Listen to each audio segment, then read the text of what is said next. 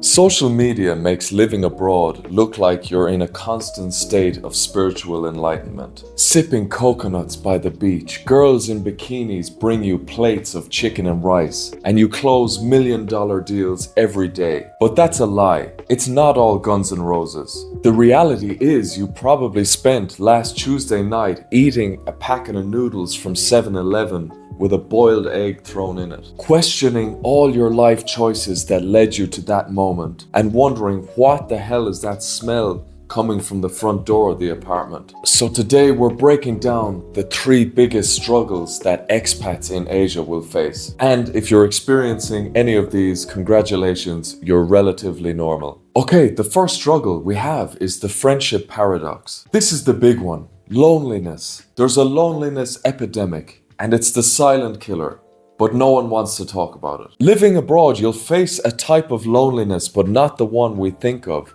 Not sitting alone in your room with no one to talk to. Kind of the opposite. You'll be surrounded by people, but connected to no one. There'll be opportunities to go to networking events, expat meetups, that random birthday party that you only know one person. Lots of people are friendly, lots of people are very interesting. But here's the thing, you'll have about 50 people in your phone, but no one that you can really call at 2 a.m. if you have a problem. It's like you're collecting acquaintances instead of a circle of friends. And sometimes you'll wonder, maybe you're just not that cool anymore. I was never cool, so it's okay. I remember my first time in Bangkok. I went to an expat barbecue. You know the type, everyone has an amazing job. They're talking about their weekend trips to Bali.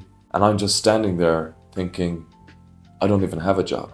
And I don't know anything about cryptocurrency. So I was out. And don't get me wrong, the issue isn't that there's no good people. It's the depth. At home, your friendships are built over years of shared experiences, watching The Simpsons, Harry Potter, all the good stuff. People know about you and your family already. But here you're starting from absolute zero with everyone. And the worst part is, not all your jokes are gonna land. It's very depressing. Your whole image of being a funny guy will be crushed in moments as people just look at you with blank stares as if you're an idiot. Now look, I'm not saying lock up the doors, become a social pariah and never leave the house. I'm just saying you have to manage your expectations. Real friendships take time to build, and the real friends you make probably aren't going to be the ones at the expat meetups or the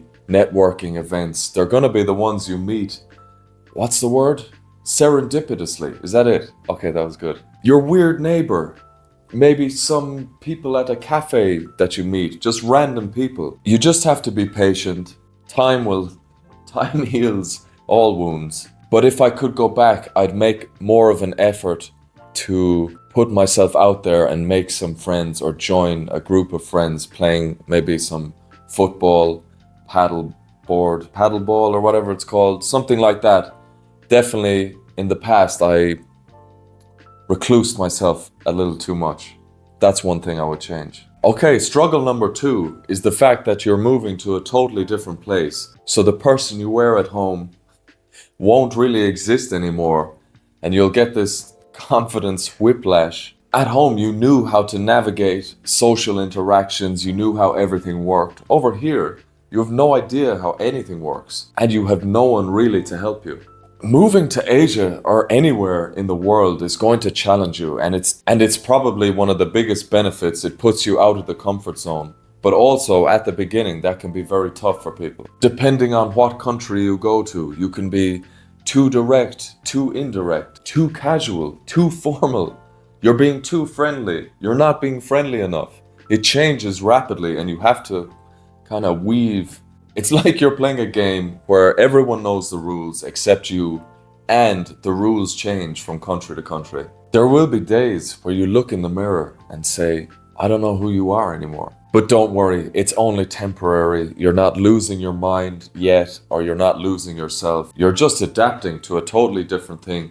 And the good news is humans are incredibly adaptable. I think it's our number one skill that allows us to do what we do. So you're good at that, don't worry.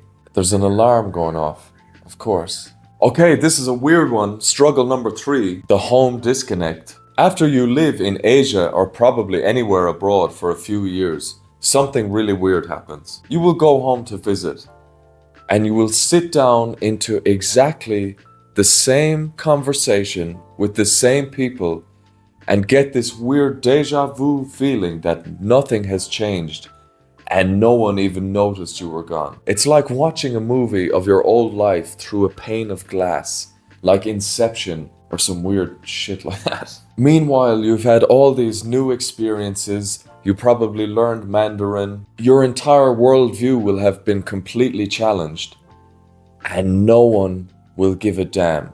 And you will wonder what happened. It's very strange. You'll wonder how no one has changed at all. It's like everyone at home got frozen in time. And here's where it gets really fun. Your friends and family will start questioning your life choices. At the same time, you're wondering what happened. Why has nothing changed? You'll get the usual, when are you coming back to reality? When are you settling down here? Oh, would you not think of settling down? The things at the front of your brain now will be totally different to what's at the front of your friends and family brain, and it's weird. Now when I go back home, I feel like a tourist in my own town. But to be honest, I never really felt part of it. I think that's what I always had a yearning to live abroad. I never really wanted to live in my hometown. I call it the shackles. But look, you'll still have some strong relationships from home. Some will fade away, some will improve, and you'll hopefully make friends here. But here's the thing, with great struggle comes great responsibility. I think that's what he said. The struggles you face here are making you a better character, more resilient, more adaptable, better looking, hopefully. You're developing skills that you never even knew existed, that you can take with you wherever you go. And really, the amount of growth when you go abroad on your own, you accelerate. Every month over here is like, you will have grown faster over here after 1 year than staying at home for 4 years. There will be a huge acceleration. And also for me, it's a no-brainer. It's really the first time in how many years are humans alive? Hundreds of thousands of years, that you have the choice to go and live in another country that's totally foreign to you. That was totally unthinkable 50 years ago. Or if you left, you were never coming back. Now you can, now it's like a buffet. You can pick which one. Oh, I like this one. I'll try that. I'll try another one. Which one do you like? So for me, this is really fulfilling. I don't see why I wouldn't take advantage of this opportunity. And of course, let's bring it back to the friendships. You will make friends here. And the friendships you make will be even more fulfilling, more funny. You'll have a lot of laughs because it will be refreshing to meet someone who understands you and gets your jokes. And of course, do your own due diligence. There's some great people here. There's some shit people here. Try and lean towards the great people and avoid the people bringing you shite. And look, I'm not trying to scare anyone from moving to Asia. It's been the best decision I've ever made. Countless others will say the same thing. You just have to be realistic and break the fantasy. Once you break the fantasy land, then you can actually do it successfully. The Instagram version of expat life, the temples, the tuk-tuks, the productivity porn. It's all real and you can have that, but you also have real life stuff as well. It can be messy, it can be lonely.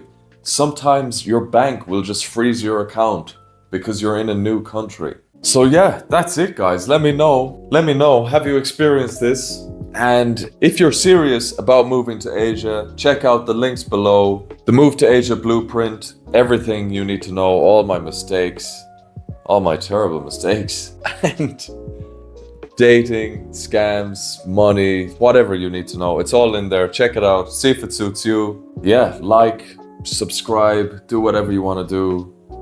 I need all the help I can get here. I'll see you in the next one. Oh my back. Nice one, man. That was good.